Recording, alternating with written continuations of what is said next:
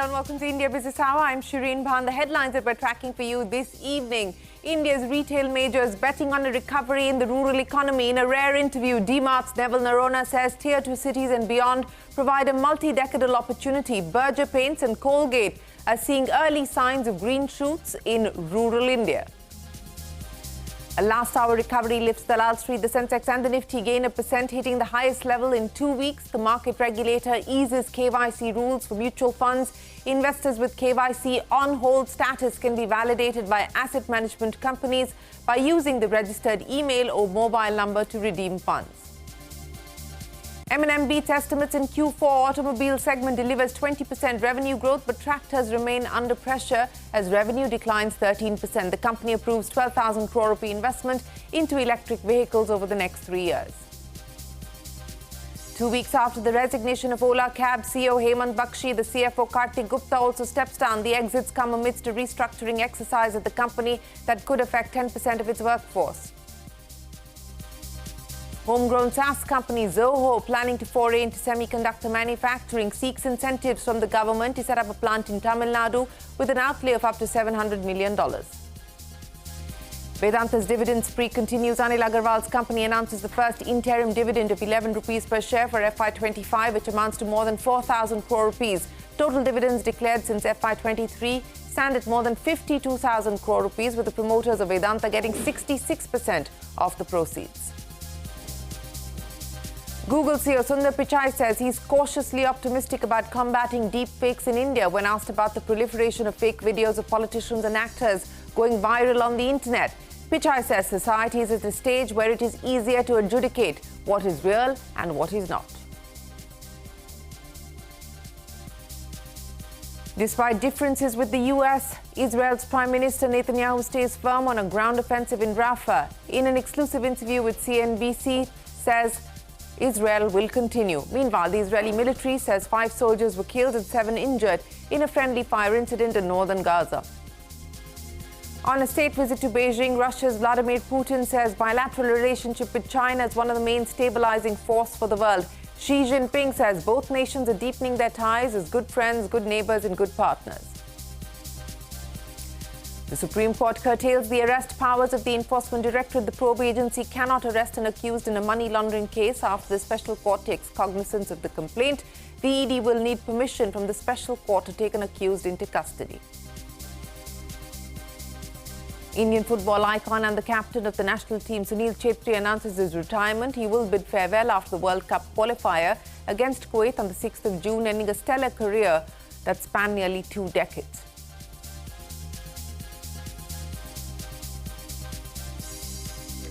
Well, as always, straight to the day's trading action, where the market saw a sharp recovery in the last hour of trade today. The Nifty reclaiming the 22,400 mark and the mid-caps rising in tandem with the blue chips. The market capitalization of BSE-listed companies hitting a record high of 3 lakh crores. So that's the Nifty closing 200 points higher, percent up. The sensex 1% higher as well. The Nifty Bank 0.5% higher, and the Nifty mid-cap putting on about 440 points. Staying with the markets, the regulator SEBI has eased KYC rules for mutual funds. Investors with KYC on hold status can be validated by asset management companies after conducting due diligence. Now, investors will require a valid PAN card and mobile number or an email ID for redeeming the funds from their accounts.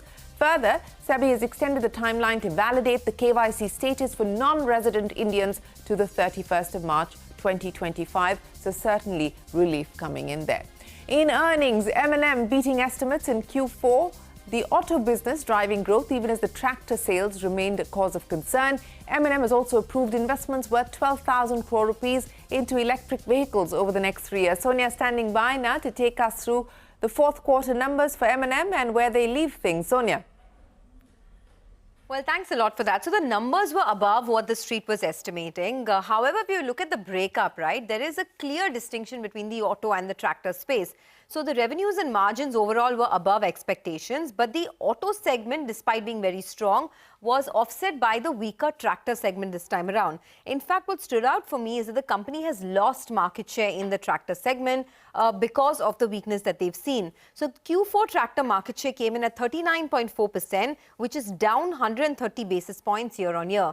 But it's more than compensated by the growth that we've seen in the utility vehicle space. In fact, the UV segment volumes came in at the highest ever in a single quarter for M&M at 126,000 units. So what does this mean for the overall numbers? Now in Q4, it was a revenue growth of 11.5% for M&M at a little over 25,100 crores. The EBITDA went up 12%, while the margins are flat year on year at 12.4%. But if you look at what's happened in the last 3-4 quarters, right, it's been 3 quarters of stable margins overall at about 12.5 to 12.8%. So that's a good thing. Despite pressures in the tractor industries, they've held on to their overall margins of 12.4%. If you look at the breakup in terms of both the auto and the tractor segment, auto segment revenue growth was 20% this time, and the EBIT margins have improved to 8.8 versus 7.1%, while the tractor segment, the revenues were down 13%, and the EBIT is also down at about 15.8 versus 16.4%. Back to you.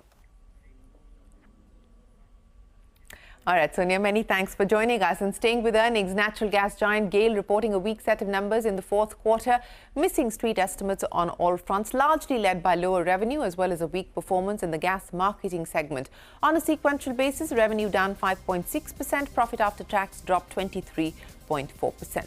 Shares of Hindustan Aeronautics soaring, hitting record highs after the defence major delivered 40% margins for Q4. Quarterly profits grew 52%, while revenues were up 18% year-on-year. This as expenses fell 8%, while EBITDA for the quarter nearly doubled. For the full year, HAL's profit grew 31% compared to the last fiscal, while revenues rose by 13%. So strong performance coming in there for HUL. India will experience monsoon in the month of May or early June, and like always, residents of Kerala will be the first ones to enjoy the rains. As per the Indian Met Department, the monsoons are likely to set in over Kerala on the 31st of May or within 4 days before or after that predicted date. The Weather Department has been getting the forecast almost right since 2020. Even in 2023, the IMD had predicted the onset of the monsoon on the 4th of June. The actual onset was reported on the 8th of June. So that's the monsoon forecast. 31st of May is what is being predicted. India's retail majors betting on a recovery in the rural economy. In a rare interview, D-Mart's Neville Narora says Tier 2 cities and beyond will provide a multi-decadal opportunity. Speaking exclusively to Mangalam Malu, who is standing up with the key highlights from the exclusive interview.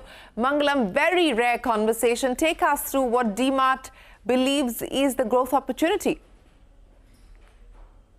Well, you know, for a conversation which is so rare, it is important to get Neville Narona's view on the way retail itself is shaping, because D-Mart's word on that really holds. And the last conversation that I had with him was 6 years ago. And in the last 6 years, a lot has changed with digital coming by, quick commerce, as well as the pandemic in the middle as well. So when we spoke about the structural changes in the retail industry environment itself, well, you know, the word it indeed was quick commerce, where he said quick commerce could have huge scale and digitally enabled micro enterprises can really reach tiny audiences at very low cost. So that's been one structural change in modern retail itself.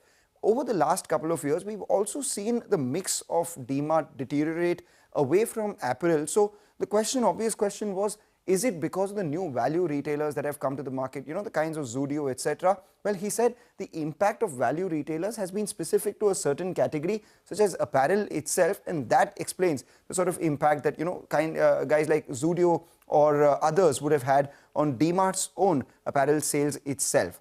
The assessment of the pace of growth of stores. You know, the street could not have D-Mart adding any less stores. They just want them to keep adding more and more stores. And to that, Neville said that while the external world is tracking how many more stores D-Mart is adding every year, they worry about how well the new stores added are being managed and how they are growing as well. Having said that, they did allude to the fact that they have to add as many stores as possible and as fast as possible. How can that happen? Is there enough real estate in the market? Well, to that he said that digital commerce is actually showing them the way, even in limited real estate opportunities. It's quite clear what digital can do fast. A lot of the physical retailers can't. And on that itself, a lot of the conversation veered around, where he said quick commerce is a significantly smarter format than all the other digital platforms that we have, and a lot more relevant for India, known for leapfrogging technology itself. And on competition itself coming in from digital, he said that digital commerce is the next big challenge for all the modern retailers. In fact, while DMart will be able to compete, the sudden disruption of general trade needs to be keenly watched. In fact, that's not all. There will also be a significant amount of digital before modern trade evolves and matures, and as a result of which moats of every business will be slightly weaker than pre-digital times, because entry barriers have actually reduced, and at the same time it could reduce the profit pools for a lot of the retailers as well. The growth opportunity in tier 2 and beyond is what everyone is eyeing. We're talking about the Bharat opportunity, which Neville believes is a multi-decadal expansion opportunity, and they do intend to reach out there as well. Speaking about the key objectives for DMart going forward, he added that adding new stores and looking for moats in e-commerce business, which includes the likes of DMart Ready, will remain the key focus area for the company. Mangala, many thanks. While staying with India's consumption story, India's FMCG and consumer-facing companies are starting to see signs of green shoots in rural India. Prabha Narasimhan of Colgate-Palmolive and Abhijit Roy of Berger Paints are betting on a revival in the rural economy this financial year, as they expect faster growth rates overall. Take a look. Early green shoots in recovery in rural consumption.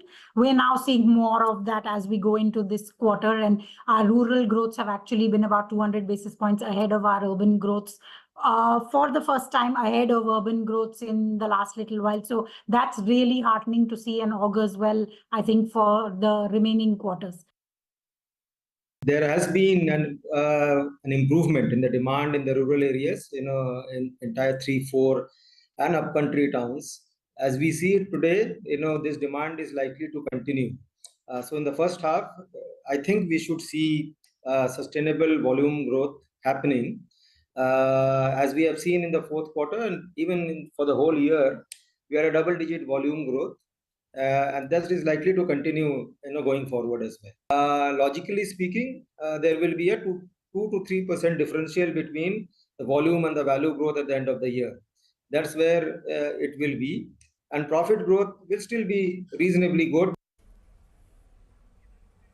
Well, India's FMCG sector betting on a rural revival. Norway's central bank has excluded Adani Ports from government pension funds, citing, and I quote, unacceptable risk. The bank said that the Adani Group firm contributes to, and I quote again, serious violation of human rights in the situation of war or conflict, end of quote. It added that Adani Ports has been under observation since March of 2022. The $1.6 trillion sovereign wealth fund owns 0.3% stake in Adani Ports.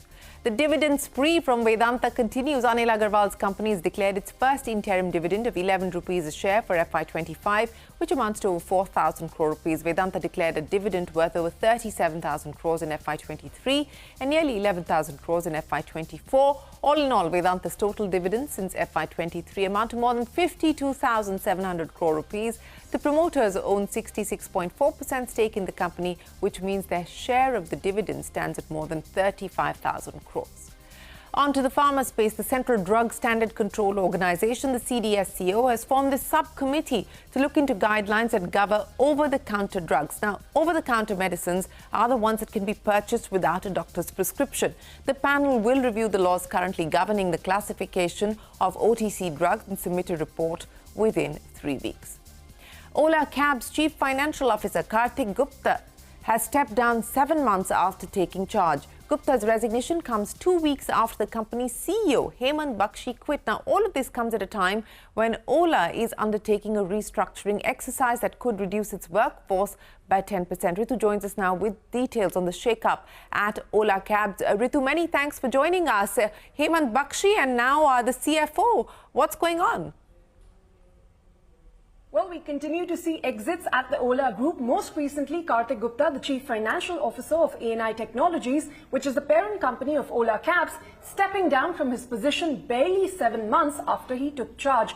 This is the second major exit after Ola Cabs CEO Hemant Bakshi resigned from the company just 2 weeks ago. Now, these senior level exits also coincide with a restructuring exercise which Ola Mobility is currently undertaking, which we had previously reported could see nearly 200 employees constituting 10% of the workforce getting impacted.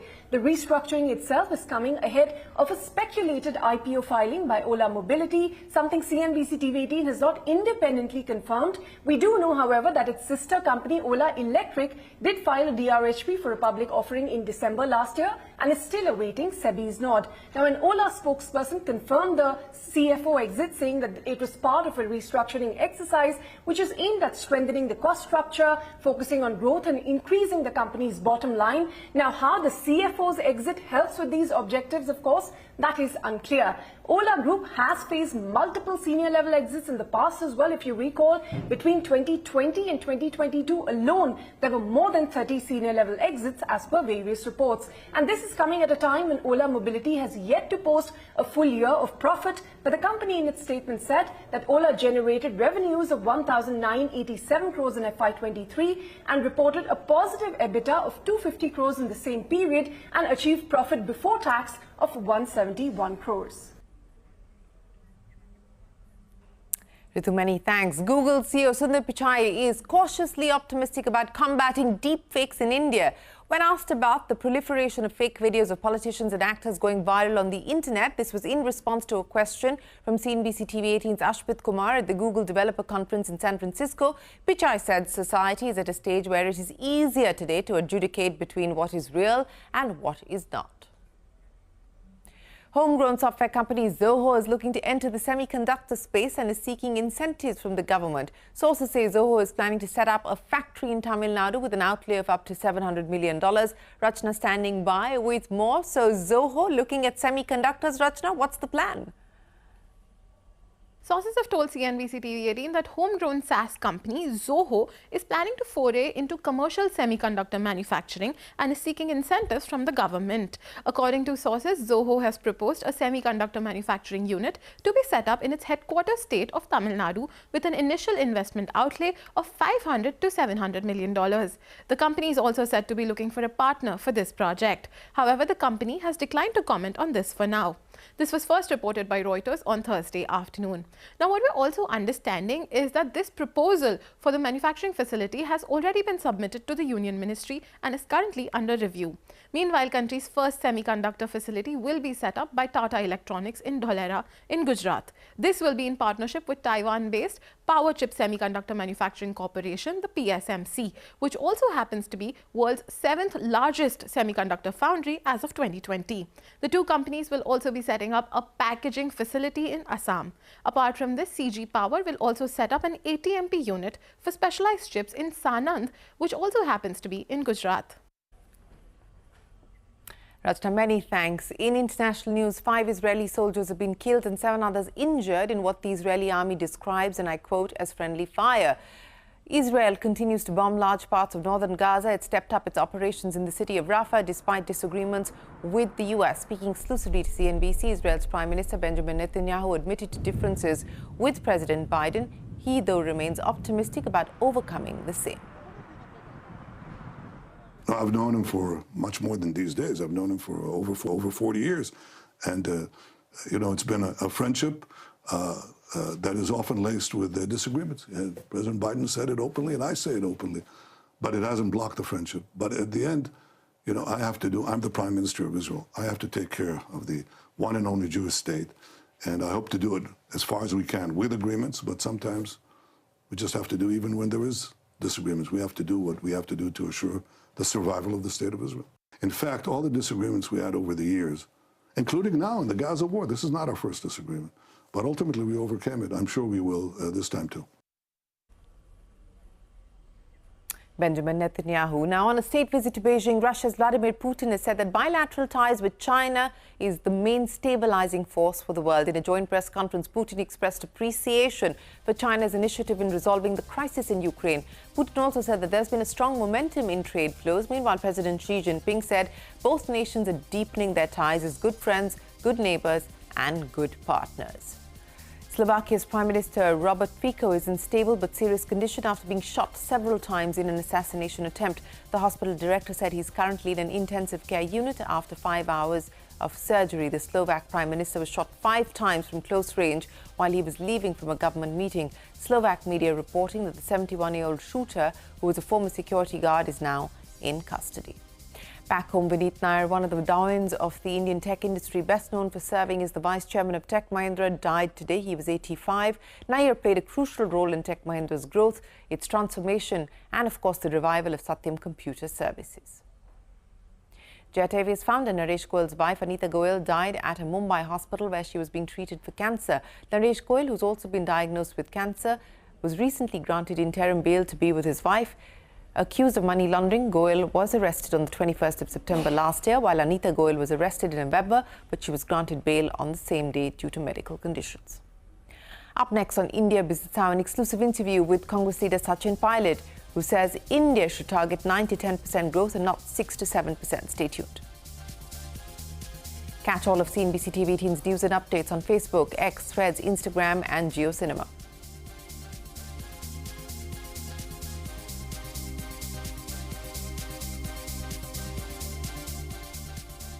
The Supreme Court has curtailed the arrest powers of the Enforcement Directorate. The probe agency cannot arrest an accused in a money laundering case after the special court takes cognizance of the complaint. The ED will also need permission from the special court to take an accused into custody. Abhimanyu standing by with the implications of what the Supreme Court has said today. Abhimanyu. It's an important verdict delineating the scope of powers of the Enforcement Directorate. The Supreme Court has ruled that the ED cannot arrest an accused under the provisions of the Prevention of Money Laundering Act after the special court has taken cognizance of the complaint. Delivering its verdict on an appeal against a December 2023 order from the Punjab and Haryana High Court, the top court noted that the twin test for bail for release of accused will not apply in such cases. The apex court's order implies that once a special court takes cognizance of a complaint under PMLA, an accused appearing before the special court after being summoned will not be treated like he or she is in custody. If an accused does not appear, then a bailable warrant can be issued, followed by a non-bailable warrant if the accused still evades summons. If warrant has been issued on account of non-appearance, bail can also be cancelled in such cases. However, if the ED wants custody of such an accused after appearance on summons, it would need the court's permission, and the custody would be granted only if the ED's reasons satisfy the need for a custodial interrogation. Abhimanyu, many thanks. The Supreme Court says no exception was made while granting interim bail to former Delhi Chief Minister Arvind Kejriwal. Justice Khanna was hearing Kejriwal's petition challenging the ED's arrest. Solicitor General Tushar Mehta, appearing for the ED, objected to Kejriwal's reported comments that he won't have to go back to jail if people vote for the Aam Aadmi Party. The court said that the order is very clear on interim bail and no exception was made while passing the same. Justice Khanna added he welcomes critical analysis or even criticism of his judgment. Prime Minister Modi held public rallies across UP today. The Prime Minister travelled to key constituencies like Pratapgarh, Lalganj and Jaunpur, which would go to the polls in the 6th phase of the Lok Sabha elections. Addressing a public gathering, the Prime Minister accused the opposition alliance of indulging in communal politics. आपने देश को 7 दशक तक संप्रदाय की आग में जूझने के लिए मजबूर कर दिया है। क्या इस देश में अब कोई माई का लाल पैदा हुआ है जो सीए को खत्म कर सके?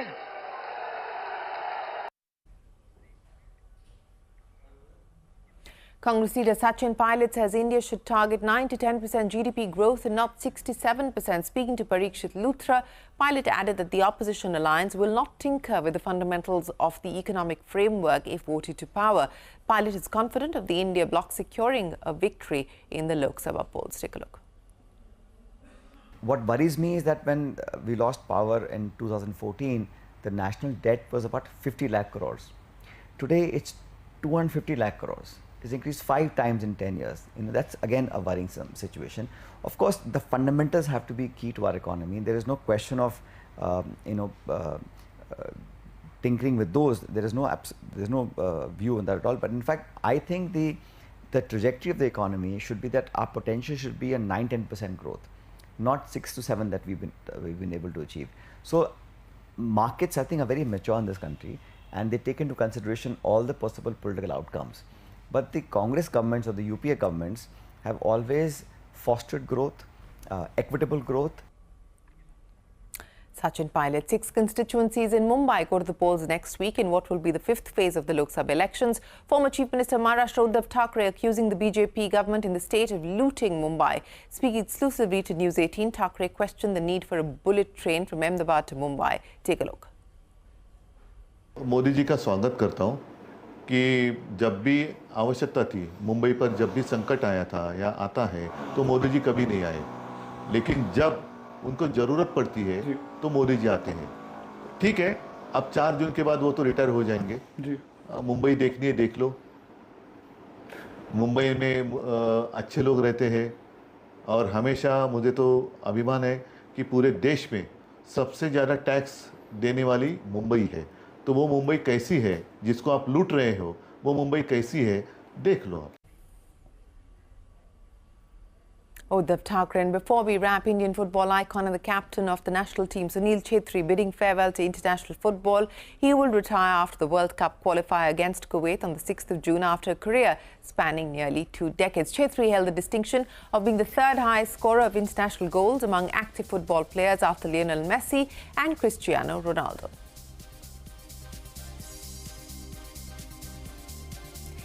Well, here's wishing Sunil Chhetri the very best of luck. And with that, it is time for us to wrap up this edition of India Business Hour. From all of us here, thanks very much for watching. Do stay tuned. The news will continue right after this very short break on CNBC TV 18.